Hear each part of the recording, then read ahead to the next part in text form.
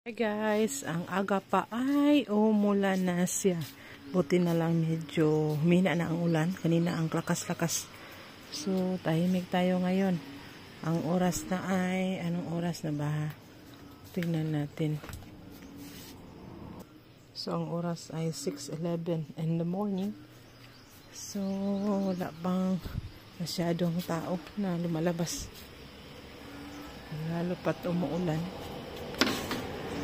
May pailan-ilan na bumibili.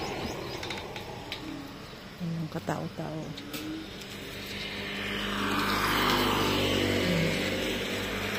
Yun ang sitwasyon na alas 6 na ngayon. Mamaya i-open ko itong butika para malinisan ko.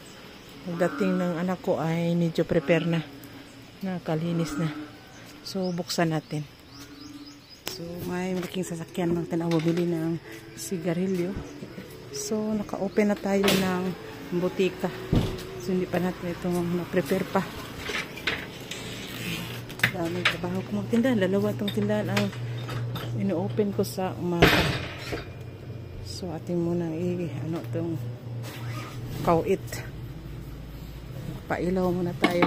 Oh, may tao naman sa tindahan. Punta na naman tayo sa tindahan. So may namimili na pa konti-konti. Guys, tayo ay nakapag-grocery na. So dami nating i-display. Ito. Ay, at saka ito na. Na-display ko na itong mga tuyo na iba. Saka ito na naman. So ako lang mag-isa, may kasama na akong tindera, pero death anniversary ni kanyang ama, so hindi siya nakapag-duty ngayon. Sa linggo ang off day niya, pero ano ko na lang siya kasi death anniversary. So yun, ang ating nabayaran ay itong isang sobre, ay isang resibo ay 24,000. At saka ito naman ay mahigit na 9,000.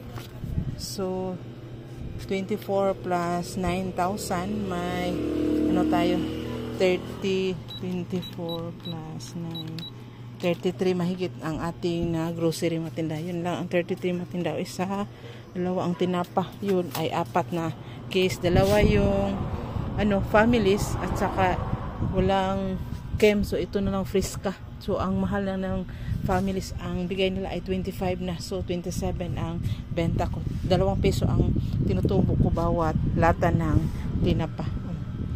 Diyan.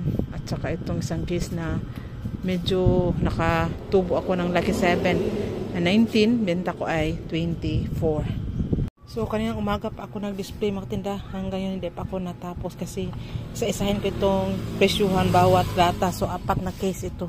So equivalent ito ng 400 na piraso na presyuhan mo.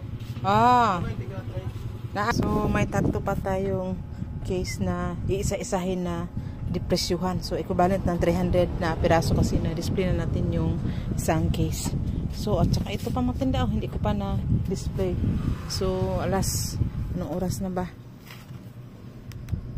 Alas 4 na ng hapon. Kanina pa tayo umaga, hindi pa tayo nakatapos-tapos dahil may namimili din at saka hindi ako mag-focus talaga, magpahinga muna ako ng sandali. Hindi ako focus na mag-display kasi yung katawan na natin ang ating capital mga